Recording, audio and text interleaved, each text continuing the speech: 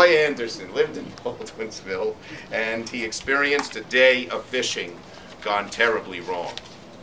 A few weeks ago, he took his boat out to Gananoque Narrows. Is that how you say it? Gananoque Narrows. I guess that's a French word or an Indian word. I don't know.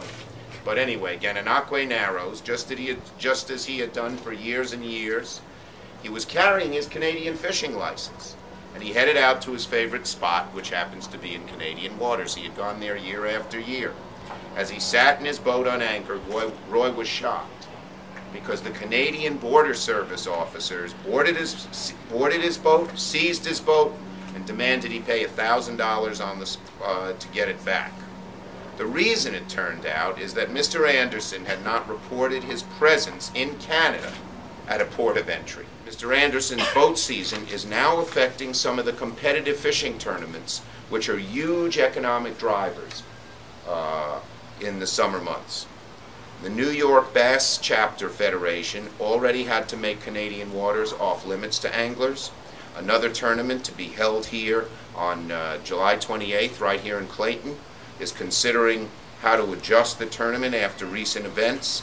And the FLW Ever Start Series is currently discussing ways they can keep their Canadian waters open ahead of the tournament. Now that's just the start. If we don't solve this problem, people may decide to go elsewhere and say it's not worth the bother. So we have to nip this in the bud. It comes down to this. If regulations and expectations of fishermen from the Canadian Border Service Agency remain murky, especially in regard to the North Country's famous tournaments, then the entire tournament season could be hindered, and along with it, the economy could take a real hit. So today I'm sending a personal letter to two people.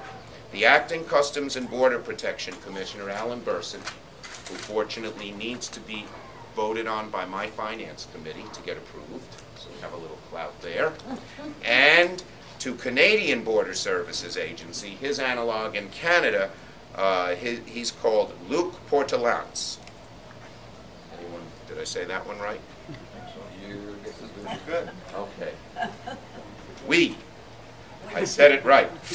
To encourage them to work together and develop a method by which they can conduct security clearance procedures of tournament participants ahead of time, so they're free to fish on both sides of the border in upcoming tournaments. Under the plan, the competitors would submit the information, simple information, before the tournament began. There'd be a simple place to call. You'd say, I'm going to be here. You don't have to cross the border, which didn't make any sense anyway. If you had to report on Canadian soil to Canadian authorities and you're coming from the U.S., you had to violate the law to comply with the law. It's sort of a catch-22, but we want to get the problem done, and done quickly and easily, so you know the great industry here of fishing and tourism continues as it has been in the past. That's the goal.